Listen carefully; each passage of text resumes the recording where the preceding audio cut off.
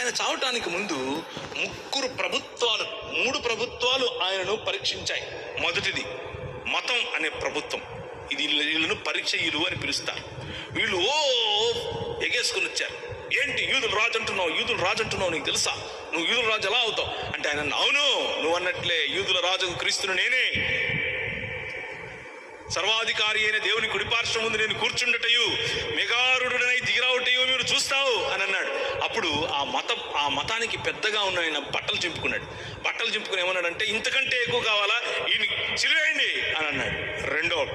రెండో వ్యక్తి హేరోదీయులు అంటే వీళ్ళకేంటంటే, మా కుటుంబస్తులే సింహాసనంకి ఎక్కాలి, ఇంకొకటి కొత్త రాజు రావడానికి వీల్లేదు అనుకునేవాళ్ళు. వాళ్ళు కూడా ఈయన అడిగారు. అవును ఐ యామ్ ద కింగ్ అన్నాడు, నేనే రాజును అని అన్నాడు.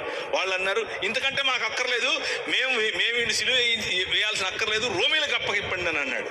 రోమీల దగ్గరికి తీసుకెళ్లారు. రోమా ప్రభుత్వం ఆ రోజుల్లో, ఇప్పుడు ఎక్కడి నుంచి ఉన్నాం మనం?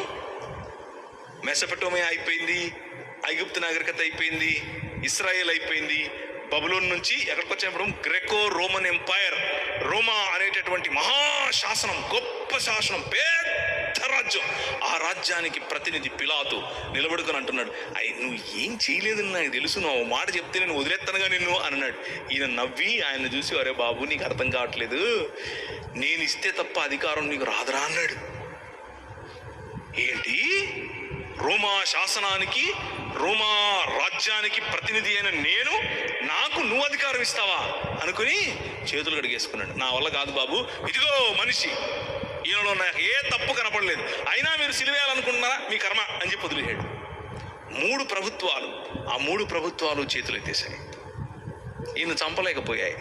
కానీ ఈయన స్వచ్ఛందంగా మనుష్య కుమారుడు తనకు తానుగా తన జీవమును పెట్టుటకును దానిని తిరిగి తీసుకున్నటకును ఈ లోకానికి వచ్చాడు.